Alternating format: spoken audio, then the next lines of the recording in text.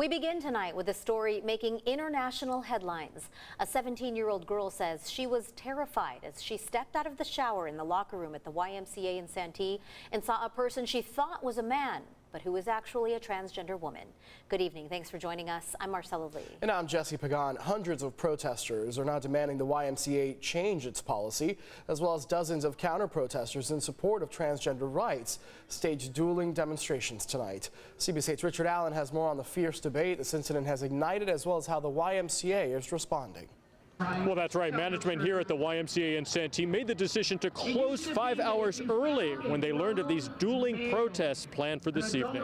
Not everything that is legal is moral. We're going to create a new generation of fighters, a new generation of people powered by love and not hate. These fiery demonstrators and counter-demonstrators at times confronting each other.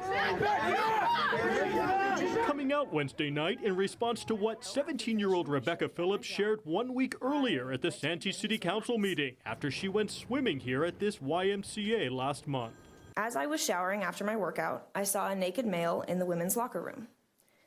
I immediately went back into the shower, terrified, and hid behind their flimsy excuse for a curtain until he was gone. Phillips said that YMCA management later told her that person was transgender and allowed to use the women's locker room, and that Phillips was not in any danger. Under state law, people must be allowed to use facilities such as restrooms or changing areas that align with their gender identity. The fact that we are now tailoring our privacy policies and bathroom laws around transgenders, ignoring the blatant threat to safety that this poses, is obscene. Hundreds came out in support of Phillips Wednesday night. If it happened to my granddaughter, I would be upset, for sure.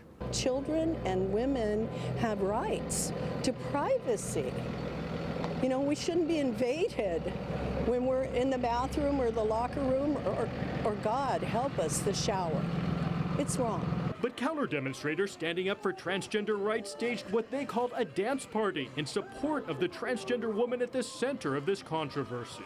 With anti-LGBTQ attacks on the rise, both legislatively and physically and verbally, it's more important than ever for people to educate themselves and also to come out and show that they support their LGBTQ neighbors and family members. I'm here to make sure that my child feels loved and any child out there doesn't feel hated or demonized. In a statement, the YMCA of San Diego County emphasized its commitment to inclusion, while also apologizing to Phillips for not providing enough support to her. And the YMCA of San Diego County also says it is reviewing its locker room floor plans across all of its facilities.